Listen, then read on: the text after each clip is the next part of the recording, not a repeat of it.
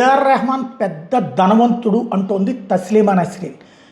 ధనవంతుడైతే చాలు ఈ దేశంలో ఇబ్బందులు ఎదుర్కోరు అన్నటువంటి విషయాన్ని తస్లీమా నస్రీన్ బంగ్లాదేశ్లో తిరస్కరణకు గురయ్యి ఆవిడ మాట్లాడుతుంది. ధనవంతుల విషయంలో కులాలు పట్టించుకోరు, మతాలు పట్టించుకోరు అని చెప్పుకొస్తుంది. నాలాంటి పేదవాళ్ళకే ఈ దేశంలో కష్టాలు ఉన్నాయి అన్నటువంటి పాయింట్ చెప్పుకొస్తుంది తస్లీమా నస్రీన్. బంగ్లాదేశ్లో ఆమెను వెంటపడినటువంటి సిచ్యువేషన్, నేను నాస్తికురాలని అని చెప్పేసి హైదరాబాద్లో నా మీద దాడి చేసిన రోజున రెహమాన్ లాంటి వాళ్ళు ఎప్పుడు మాట్లాడారు, పేరు కారణంగా నన్ను ముస్లింగా భావిస్తున్నారు అని చెప్పుకొచ్చింది తస్లీమా నస్రీన్.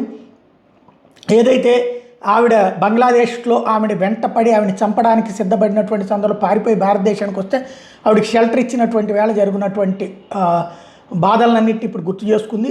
ఏఆర్ రెహమాన్ ఏదైతే తనకి అన్యాయం జరిగింది ముస్లింని కాబట్టి అన్నటువంటి పాయింట్ మీద ఆమె కౌంటర్ అది. నువ్వు పెద్ద ధనవంతుడు, నీకేం ప్రాబ్లం అయ్యా, నీలాంటిడికి ఏ ప్రాబ్లం రాదు, ఇండియాలో బాగానే సంపాదించుకుంటున్నావు కదా అని చెప్పేసి. అదే సందర్భంలో ఏఆర్ రెహమాన్ నేను మాట్లాడిన మాటలు తప్పుగా అర్థం చేసుకుంటున్నారంటూ వివరణ ఇచ్చుకునే ప్రయత్నం చేస్తున్నారు.